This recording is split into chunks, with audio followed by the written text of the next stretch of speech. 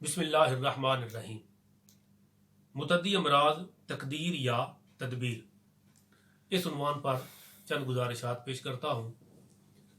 Corona virus کی وجہ سے پوری دنیا پریشان ہے اور پوری دنیا میں کرونا وائرس کی ہلاکتوں اور تباہیوں کی وجہ سے دنیا احتیاطی تدابیر بھی اختیار کر رہی ہے، اور بعض لوگ یہ سوچتے ہیں کہ جو تقدیر میں لکھا ہے وہی ہوگا۔ تقدیر اور تدبیر کے حوالے سے بعض لوگوں میں مختلف چمگوئیاں یہ سننے میں آئیں، تو میں نے سوچا کہ اس پر تھوڑا سا کلام کیا جائے۔ اگرچہ یہ عنوان تفسیر طلب ہے، مگر تاریخ میں ایک متعدی امراض کے حوالے سے ایسا واقعہ پیش آیا کہ جو اگر غور سے سنا اور سمجھا جائے تو اس سے متعدی امراض میں تقدیر اور تدبیر کے کانسیپٹ کو بہت اچھے طریقے سے سمجھا جا سکتا ہے۔ یہ بخاری اور مسلم شریف کے اندر واقعہ موجود ہے، اور حضرت عمر فاروق رضی اللہ تعالی عنہ آپ کے دور خلافت کا واقعہ ہے۔ ملک شام میں حضرت ابو عبیدہ بن جراح کمانڈر ان چیف تھے۔ انہوں نے حضرت عمر فاروق کو حکم عرض کیا کہ آپ لشکر لے کے ملک شام تشریف لائیں۔ حضرت عمر فاروق ملک شام گئے، وہاں پر کچھ ٹربل چل رہا تھا، جہاد کی ضرورت تھی۔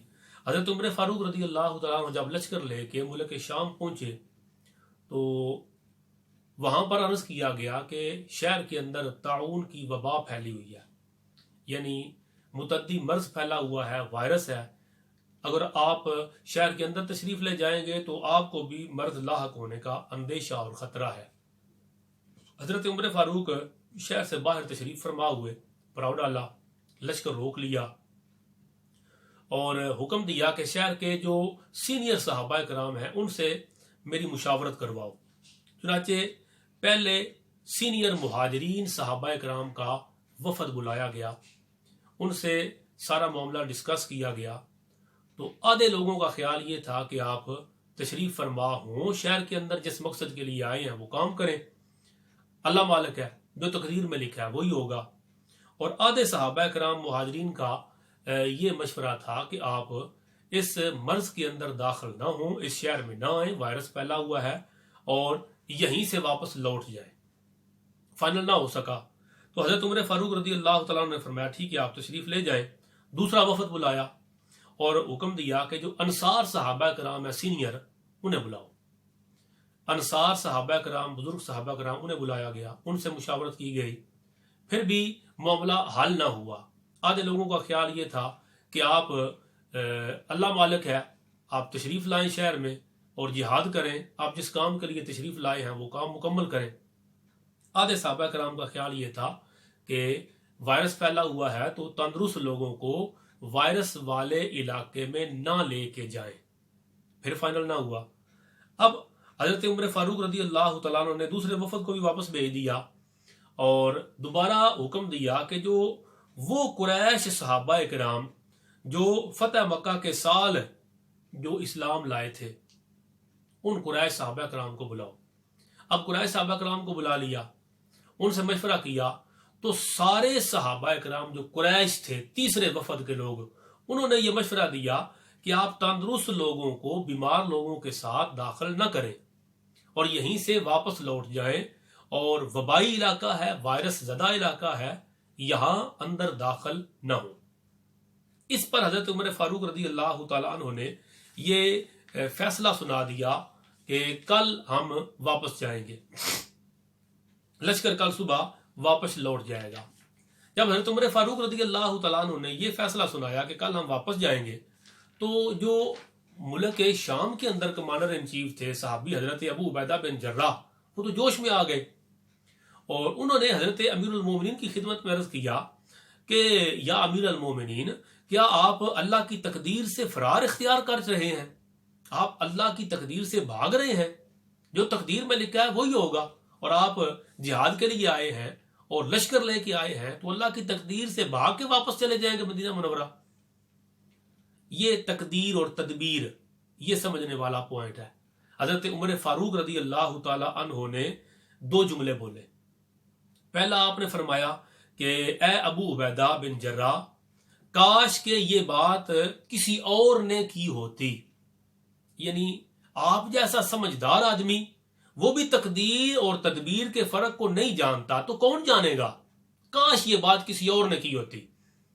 اور دوسرا آپ نے فرمایا اے ابو عبیدہ بن جراح، ہاں ہم اللہ کی تقدیر سے بھاگ کر اللہ کی تقدیر کی طرف جا رہے ہیں. یعنی اس علاقے میں ہمارا آنا وہ بھی اللہ کی تقدیر تھا، اللہ کے علم میں تھا. تقدیر علم الہی کا نام ہے. ہمارا اس علاقے میں آنا بھی اللہ کی تقدیر تھا، اور اس علاقے میں وائرس کا پھیل جانا بھی اللہ کی تقدیر ہے، اور ہمارا تندرست لوگوں کو واپس لے کے لوٹ جانا مدینہ منورہ میں یہ بھی اللہ کی تقدیر ہے. تو اللہ کی تقدیر اللہ کا علم ہے. اللہ کا علم یہ ہے کہ یہاں وائرس پھیلا ہوا ہے، ہم اللہ کی تقدیر سے اللہ کی تقدیر کی طرف بھاگ رہے ہیں. جب آپ نے یہ فیصلہ سنا دیا تو اس موقع پر صحابی ہیں حضرت عبد الرحمن بن عوف رضی اللہ تعالیٰ عنہ، وہ کہیں گئے ہوئے تھے، وہ بھی تشریف لائے. انہیں جب معاملے کا پتہ چلا تو وہ امیر المومنین حضرت عمر فاروق رضی اللہ تعالیٰ عنہ کی خدمت میں حاضر ہوئے. عرض کرتے ہیں کہ یا حضرت اس سارے معاملے سے متعلق میرے پاس بھی کچھ معلومات ہیں، اگر آپ حکم کریں تو میں عرض کروں. امیر المومنین عمر فاروق رضی اللہ تعالیٰ عنہ نے فرمایا ہاں اگر تمہارے پاس کوئی معلومات ہے تو بیان کرو. تو حضرت عبد الرحمن بن عوف رضی اللہ تعالیٰ عنہ آپ کہتے ہیں کہ میں نے خود حضور صلی اللہ تعالیٰ علیہ وآلہ وسلم سے سنا. مصطفیٰ جان رحمت صلی اللہ تعالیٰ علیہ وسلم فرما رہے تھے کہ اذا سمعتم بالطاعون بأرض فلا تدخلوها واذا وقع بأرض وانتم فيها فلا تخرجوا منها، کہ اگر تم کسی علاقے میں سنو کہ طاعون کی وبا پھیل گئی ہے، وہ وائرس پھیل گیا ہے، وہ متعدی مرض پھیل گئی ہے جو دوسرے کو بھی متاثر کر سکتی ہے، تو پھر اس علاقے میں ہرگز داخل نہ ہو. اور اگر وبا اس علاقے میں پھوٹ پڑی ہے جہاں تم پہلے سے موجود ہو تو پھر اس علاقے سے باہر نہ نکلو. جب حضرت عبد الرحمن بن عوف نے یہ حدیث پاک سنا دی تو پھر سارے صحابہ کرام اس پر مطمئن ہو گئے کہ حضور صلی اللہ تعالی علیہ وسلم کا حکم آ گیا ہے کہ جس علاقے میں وائرس پھیل جائے، متعدی مرض پھیل جائے، اس علاقے میں داخل نہیں ہونا چاہیے، اور اگر آپ پہلے سے اس علاقے میں موجود ہیں تو پھر اس علاقے سے باہر نکلنا نہیں چاہیے. اب یہاں پر ایک بات بڑی سمجھنے والی ہے، وہ یہ کہ حضرت ابو عبیدہ بن جراح تو وہیں پر رہ گئے اور اسی علاقے میں طاعون پھیلا ہوا تھا، اور تاریخ گواہ ہے کہ حضرت ابو عبیدہ بن جراح کی وفات طاعون ہی کے مرض سے ہوئی. تو طاعون کے مرض سے وفات پانا، اور وہ وفات حضور صلی اللہ علیہ وسلم کے فرمان ذیشان کے مطابق وہ شہادت ہے.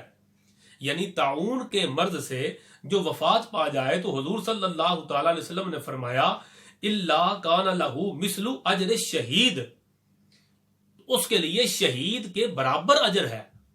تو حضرت ابو عبیدہ بن جراح وہ طاعون ہی کے مرض سے آپ کی وفات ہوئی، اور ان کے بعد حضرت معاذ بن جبل سپہ سالار بنے، وہ بھی طاعون ہی کے مرض سے ان کا وصال ہوا. پھر ان کے بعد حضرت یزید بن ابو سفیان وہ سپہ سالار بنے، ان کی وفات بھی طاعون ہی کے مرض سے ہوئی. اور ان کے بعد حضرت امیر معاویہ رضی اللہ تعالی عنہ سپہ سالار بنے، اور ان پر طاعون نے کوئی اثر نہیں کیا. یہ ہے تقدیر اور تدبیر. حفاظتی تدابیر اختیار کرنا یہ حضور علیہ السلام کا حکم بھی ہے، اور حضرت عمر فاروق کی سنت بھی ہے رضی اللہ تعالیٰ عنہ. اور اگر کوئی اس علاقے میں رک جائے تو وہاں رکنے پر کبھی طاعون کا اثر ہوگا، اور طاعون کا اثر ہوا اور بندہ وفات پا گیا تو درجہ شہادت پر فائز ہوا. اور اگر طاعون کا اثر نہ ہوا تو اثر ہونا یہ بھی تقدیر ہے، اور اس پر طاعون کا اور وائرس کا اثر نہ ہونا یہ بھی تقدیر ہے. تو کبھی تدبیر کامیاب ہو جائے اور بندہ مرض سے بچ جائے تو وہی تقدیر ہو جاتی ہے. تقدیر کا مطلب ہے اللہ کا علم. تو حضرت ابو عبیدہ بن جراح کا طاعون سے وفات پانا، معاذ بن جبل کا وصال فرمانا، یزید بن ابو سفیان کا وفات پانا رضی اللہ تعالی عنہم اجمعین، یہ بھی اللہ کی تقدیر تھا. اور حضرت امیر معاویہ رضی اللہ تعالی عنہ کا طاعون والے علاقے میں وائرس سے بچ جانا، یہ بھی اللہ کی تقدیر ہے. تو تقدیر کا مطلب علم الہی ہے، اور علم الہی میں یہ موجود ہے کہ وہ بندہ وفات پائے گا یا نہیں، مگر بندے کو حکم یہ ہے کہ اپنے آپ کو ہلاکت پر پیش نہ کرے، بلکہ حضور علیہ الصلوۃ والسلام کی سنت پر عمل کرے اور حضرت عمر فاروق کی سنت پر عمل کرتے ہوئے احتیاطی تدابیر کو اختیار کرے. اور اگر وبائی امراض لاحق ہو جائیں اور متعدی مرض پھیل جائے تو اس وائرس سے اپنے آپ کو حفاظتی تدابیر کے ذریعے بچانا، یہ بزرگان دین کی سنت ہے. آقا علیہ الصلوۃ والسلام کی بھی اور حضرت عمر فاروق رضی اللہ تعالی عنہ کی بھی سنت ہے. اور حفاظتی تدابیر اختیار کرنا یہ تقدیر کے خلاف نہیں ہے. ہو سکتا ہے تقدیر میں یہی لکھا ہو، علم الہی میں یہی ہو کہ اگر یہ احتیاطی تدابیر اختیار کرے گا تو یہ بچ جائے گا، اگر احتیاط نہیں کرے گا تو یہ وفات پا جائے گا. اگر تقدیر میں یہ لکھا ہوا ہو تو پھر آپ کیا کریں گے؟ لہذا ہمیں تو پتہ ہی نہیں تقدیر میں کیا لکھا ہے. ہمارے لیے حکم یہ ہے کہ جب وبا پھیل جائے تو پھر تم احتیاطی تدابیر اختیار کرو. لہذا احتیاطی تدابیر اختیار کرنا یہ قرآن و سنت کا حکم ہے، اور یہی آقا علیہ الصلوۃ والسلام کی اور صحابہ کرام کی منشا ہے. ہم بھی یہی کریں گے اور احتیاطی تدابیر اختیار کریں گے. رب ذوالجلال پنج تن پاک کے وسیلہ کریمہ سے پوری کائنات سے کرونا وائرس کا خاتمہ فرمائے. جو اس مرض سے وفات پا گئے اور ایمان والے تھے، رب ذوالجلال انہیں درجہ شہادت عطا فرمائے. جو بیمار ہیں رب قادر کریم انہیں صحت یاب فرمائے، اور جو ابھی تندرست ہیں رب ذوالجلال انہیں پیارے محبوب کے صدقے ہمیشہ کے لیے ایسی وبائی امراض سے محفوظ فرمائے. آمین. وما علینا الا البلاغ المبین.